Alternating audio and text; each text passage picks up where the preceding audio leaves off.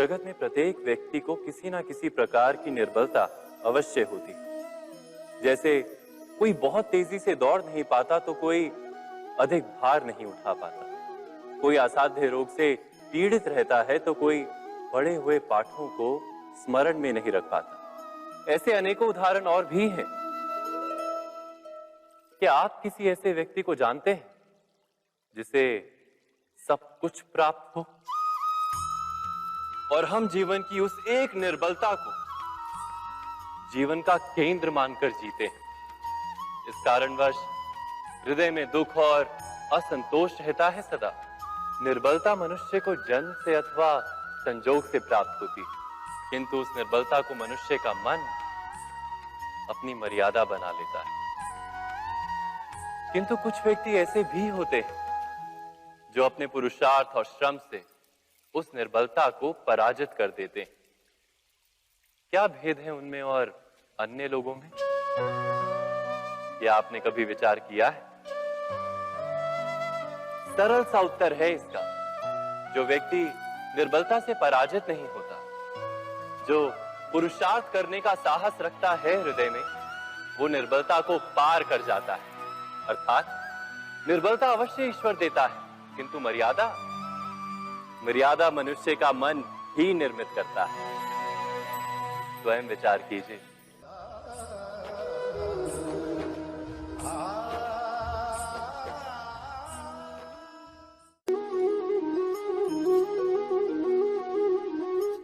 भविष्य का दूसरा नाम है संघर्ष।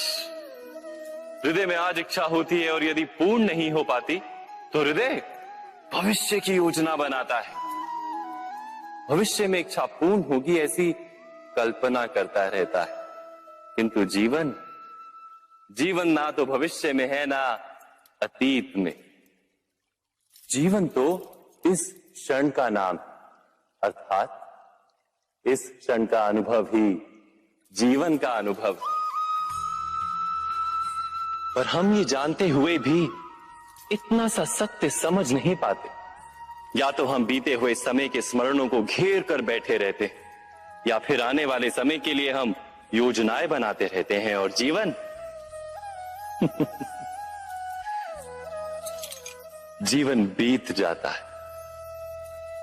एक सत्य यदि हम हृदय में उतार लें कि ना हम भविष्य देख सकते हैं, ना ही भविष्य निर्मित कर सकते हैं, हम तो केवल धैर्य और साहस के साथ भविष्य को आलिंगन दे सकते हैं, स्वागत कर सकते हैं भविष्य का। तो क्या जीवन का हर पल जीवन से नहीं भर जाएगा? स्वयं विचार कीजिए।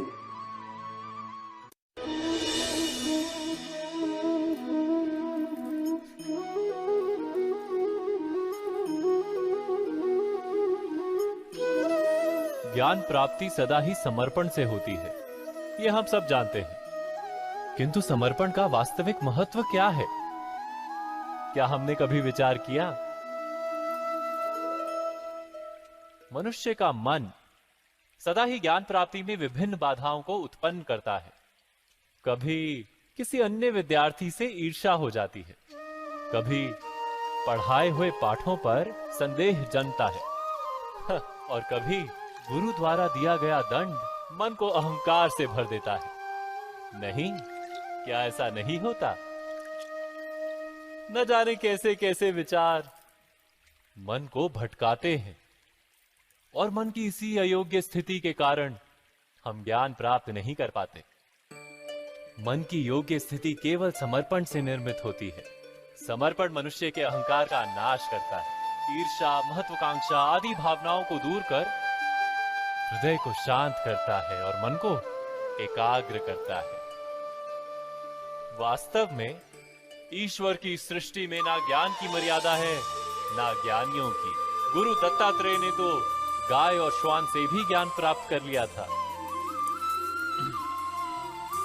अर्थात विषय ब्रह्म ज्ञान का हो या जीवन के ज्ञान का या गुरुकुल में प्राप्त होने वाले ज्ञान का, उसकी प्राप्ति के लिए गुरु से अधिक महत्व है उस गुरु के प्रति हमारा समर्पण। क्या ये सत्य नहीं?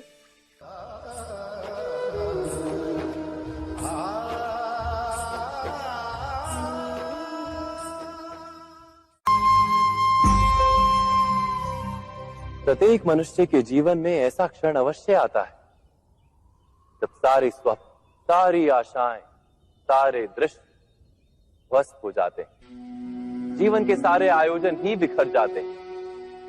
एक और धर्म होता है और दूसरी ओर सुख। इसी को धर्म संकट कहते हैं। जब धर्म का वहन ही संकट हो और धर्म का त्याग ही सुख हो। विचार कीजिए, कभी किसी स्वजन के विरुद्ध सत्य बोलने का अवसर प्राप्त हो जाता है, कभी ठीक दरिद्रता के समय सरलता से चोरी करने का मार्ग प्राप्त हो जाता है, कभी किसी शक्तिशाली राजनेता या राजा के कर्मचारी का अधर्म प्रकट हो जाता है। सबके जीवन में ऐसी घटना बनती ही रहती है। अधिकतर लोग ऐसे किसी क्षण को धर्म संकट के रूप में जान ही नहीं पाते। हमें किसी प्रकार के संघर्ष का अनुभव ही नहीं होता। सहजता से सुख की ओर खींचे चले जाते हैं, जैसे मक्खी गुड़ की ओर खींची चली जाती। वास्तव में धर्म संकट का क्षण ईश्वर के निकट जाने का क्षण होता है। यदि हम संघर्षों से भयभीत ना, सुख की ओर आकर्षित ना, अपने धर्म पर दृढ़ रहे, तो ईश्वर का साक्षात्कार दूर नहीं।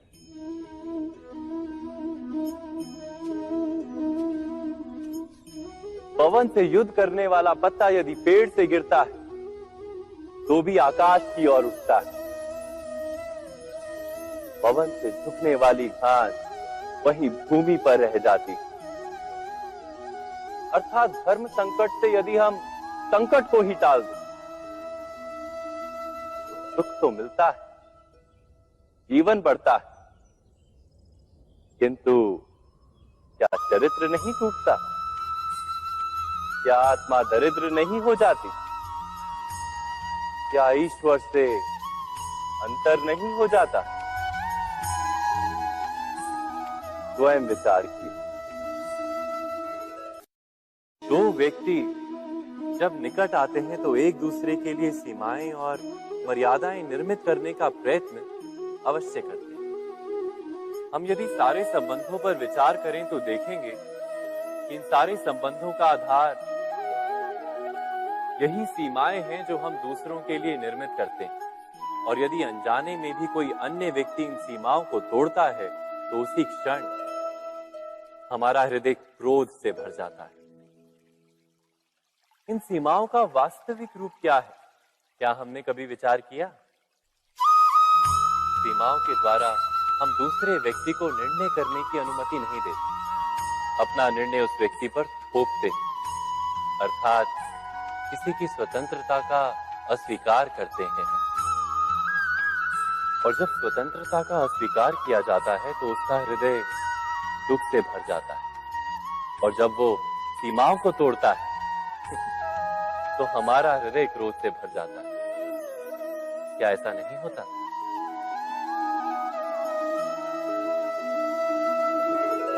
पर यदि एक दूसरे की स्वतंत्रता का सम्मान किया जाए तो किसी मर्यादाओं या सीमाओं की आवश्यकता ही नहीं होती। अर्थात जिस प्रकार स्वीकार किसी संबंध का देह है, क्या वैसे ही स्वतंत्रता किसी संबंध की आत्मा नहीं? स्वयं विचार कीजिए। सबके जीवन में ऐसा प्रसंग अवश्य आता है कि सत्य कहने का निश्चय होता है हृदय में, किंतु मुख से सत्य निकल नहीं पाता। कोई भय मन को घेर लेता है। किसी घटना अथवा प्रसंग के बारे में बात करना या फिर स्वयं से कोई भूल हो जाए उसके बारे में कुछ बोलना, क्या ये सत्य है? नहीं, ये तो केवल तथ्य है। अर्थात जैसा हुआ था वैसा केवल बोल देना सामान्य सी बात है।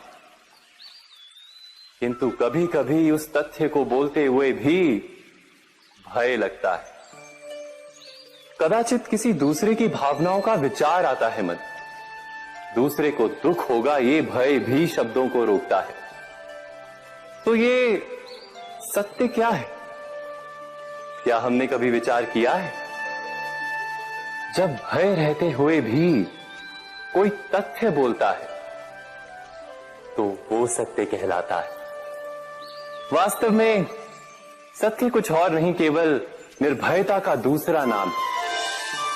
और निर्भय होने का कोई समय नहीं होता, क्योंकि निर्भयता आत्मा का स्वभाव है। अर्थात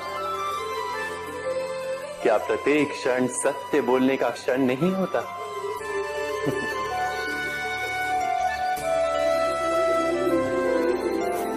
स्वयं विचार कीजिए।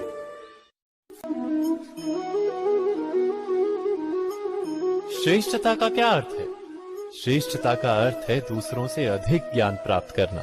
अर्थात मूल्य इस बात का नहीं कि स्वयं कितना ज्ञान प्राप्त किया, मूल्य इस बात का है कि प्राप्त किया हुआ ज्ञान अन्य लोगों से कितना अधिक है। अर्थात श्रेष्ठता की इच्छा ज्ञान प्राप्ति को भी एक स्पर्धा बना देती है। और स्पर्धा में विजय अंतिम कब होती है?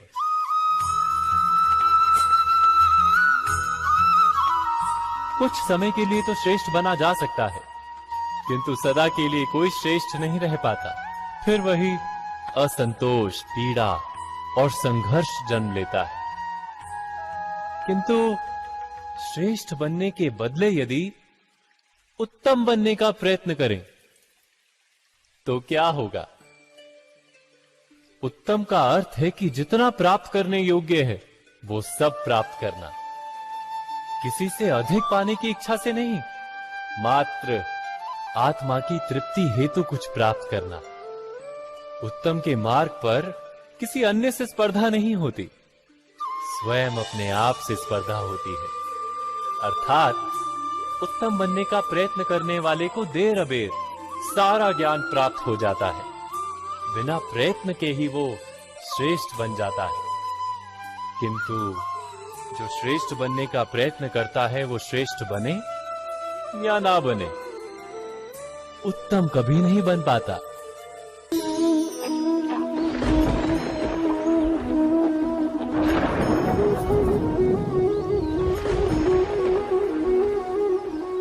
सपनों और पूर्वाभासों के आधार पर हम भविष्य के सुख दुख की कल्पना करते हैं। भविष्य के दुख का कारण दूर करने के लिए हम आज योजना बनाते हैं। किंतु कल के संकट को आज निर्मूल करने से हमें लाभ मिलता है या हानि पहुंचती है? ये प्रश्न हम कभी नहीं करते। सत्य तो ये है कि संकट और उसका निवारण साथ जनते हैं, व्यक्ति के लिए भी और सृष्टि के लिए भी। नहीं, आप अपने भूतकाल का स्मरण कीजिए, इतिहास को देखिए। आप तुरंत ही ये जान पाएंगे कि जब जब संकट आता है तब तब उसका निवारण करने वाली शक्ति भी जन्म लेती। यही तो जगत का चलन है। वस्तुतः संकट ही शक्ति के जन्म का कारण है। प्रत्येक व्यक्ति जब संकट से निकलता है तो एक पद आगे बढ़ा होता है, अधिक चमकता है, आत्मविश्वास से अधिक भरा होता है, न केवल अपने लिए अपितु विश्व के लिए भी। क्या ये सत्य नहीं? वास्तव में संकट का जन्म है एक अवसर का जन्म, अपने आप को बदलने का, अपने विचारों को ऊंचाई पर करने का अवसर, अपनी आत्मा को बलवान और ज्ञान मंडित बनाने का अवसर। जो ये कर पाता है उसे कोई संकट नहीं होता, किंतु जो ये नहीं कर पाता वो तो स्वयं एक संकट है विश्व के लिए। विचार कीजिए।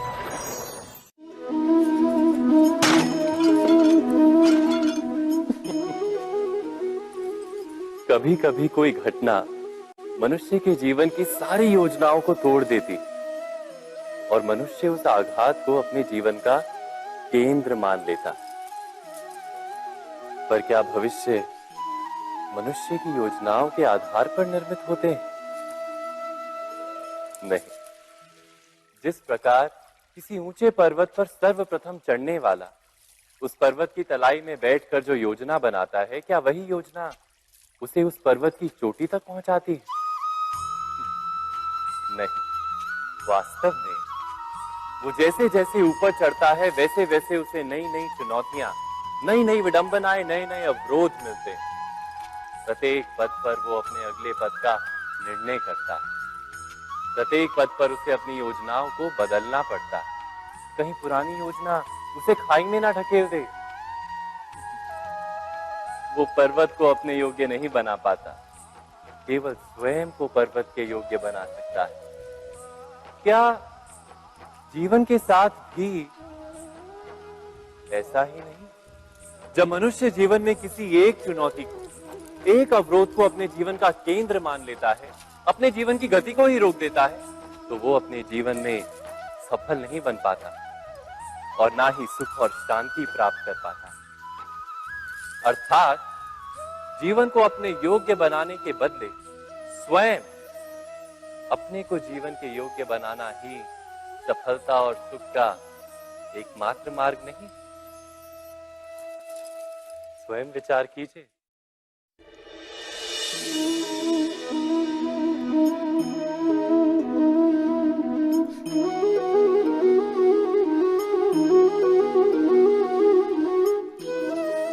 जीवन का हर क्षण निर्णय का क्षण होता है। प्रत्येक पद पर दूसरे पद के विषय में कोई निर्णय करना ही पड़ता है और निर्णय अपना प्रभाव छोड़ जाता है। आज किए गए निर्णय भविष्य में सुख अथवा दुख निर्मित करते हैं, ना केवल अपने लिए, अपने परिवार के लिए भी, आने वाली पीढ़ियों के लिए भी। जब कोई दुविधा सामने आती है तो मन व्याकुल हो जाता है, अनिश्चय से भर जाता है। निर्णय का वो क्षण युद्ध बन जाता है और मन बन जाता है युद्ध भूमि। अधिकतर निर्णय हम दुविधा का उपाय करने के लिए नहीं, केवल मन को शांत करने के लिए लेते हैं। पर क्या कोई दौड़ते हुए भोजन कर सकता है? नहीं। तो क्या युद्ध से जूझता हुआ मन कोई योग्य निर्णय ले पाएगा? वास्तव में शांत मन से जब कोई निर्णय करता है तो अपने लिए सुखद भविष्य बनाता है। किंतु अपने मन को शांत करने के लिए जब कोई निर्णय करता है तो वो व्यक्ति भविष्य में अपने लिए कांटों भरा वृक्ष लगाता है। स्वयं विचार कीजिएगा।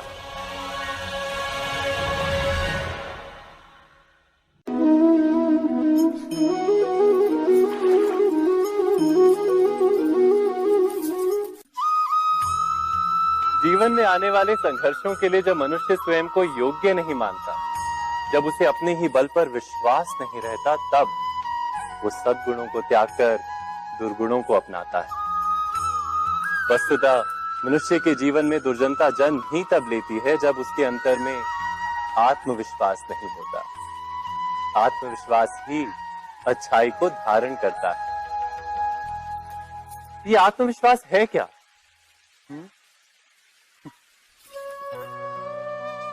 जब मनुष्य ये मानता है कि जीवन का संघर्ष उसे दुर्बल बनाता है, तो उसे अपने ऊपर विश्वास नहीं रहता।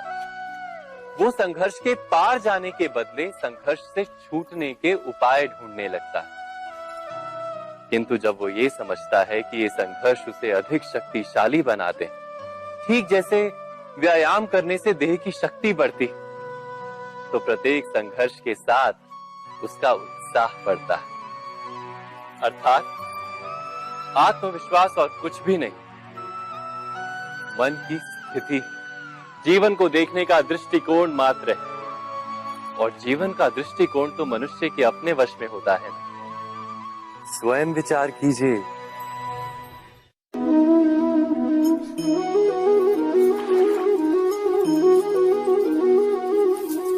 पिता सदा ही अपने संतान के सुख की कामना करते हैं। उनके भविष्य की चिंता करते रहते हैं। इसी कारणवश सदा ही अपने संतानों के भविष्य का मार्ग स्वयं निश्चित करने का प्रयत्न करते रहते हैं। जिस मार्ग पर पिता स्वयं चला है, जिस मार्ग के कंकर पत्थर को स्वयं देखा है, मार्ग की छाया, मार्ग की धूप को स्वयं जाना है, उसी मार्ग पर उसका पुत्र भी चले, यही इच्छा रहती है हर पिता की। निस्संदेह उत्तम भावना है ये, किंतु 3 प्रश्नों के ऊपर विचार करना हम भूल ही जाते हैं। कौन से प्रश्न? प्रथम प्रश्न, क्या समय के साथ प्रत्येक मार्ग बदल नहीं जाते? क्या समय सदा ही नई चुनौतियों को लेकर नहीं आता? तो फिर बीते हुए समय के अनुभव नई पीढ़ी को किस प्रकार लाभ दे सकते हैं? दूसरा प्रश्न, क्या प्रत्येक संतान अपने माता पिता की छवि होता है? हाँ, संतानों को संस्कार तो अवश्य माता पिता देते हैं, किंतु भीतर की क्षमता तो ईश्वर देते हैं। तो जिस मार्ग पर पिता को सफलता मिली है, विश्वास है कि उसी मार्ग पर उसकी संतानों को भी सफलता और सुख प्राप्त होगा। तीसरा प्रश्न, क्या जीवन के संघर्ष और चुनौतियां लाभकारी नहीं होती? क्या प्रत्येक नया प्रश्न एक नए उत्तर का द्वार नहीं खोलता? तो फिर संतानों को नए नए प्रश्नों, संघर्षों और चुनौतियों से दूर रखना, ये उनके लिए लाभ करना कहलाएगा या हानि पहुंचाना? अर्थात जिस प्रकार संतान के भविष्य का निर्माण करने के बदले उसके चरित्र का निर्माण करना श्रेष्ठ है, वैसे ही संतानों के जीवन का मार्ग निश्चित करने के बदले उन्हें नए संघर्षों के साथ जूझने के लिए मनोबल व ज्ञान देना अधिक लाभदायक नहीं होगा?